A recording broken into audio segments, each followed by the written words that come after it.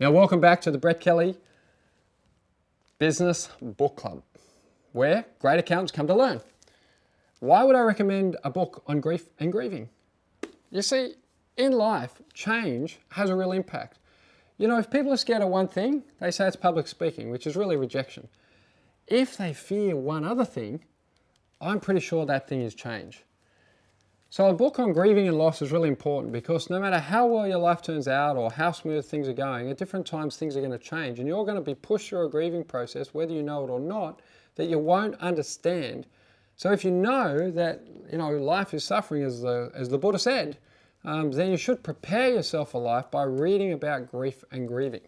This book's unbelievable. It's got a 5-stage process that everyone goes through. And the relevance in particular in business is if you know anyone that's thinking about selling their business or dramatically changing what they're doing in their business activity, they're going to automatically go through this grieving process. If they have children who are going to leave home and go to college, they're going to go through this process. If they're getting married, they're going to go through this process for their former single life. If they're getting divorced, they're going to go through this process for their former married life. The reality is change happens, and most of us have had no training in how to deal with it. Here's a book that can take you through the journey and explain it to you.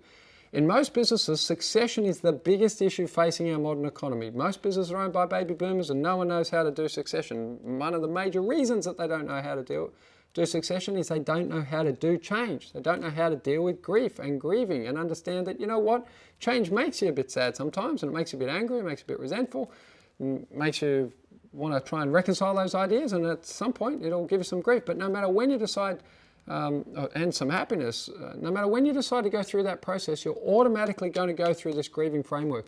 So have a read of this book and let me know the difference that it makes, because even if it doesn't make difference for you, it could certainly make difference and make a huge difference for your understanding of the people around you that are going through this stuff, because somebody you know at all times is going through a real grieving process.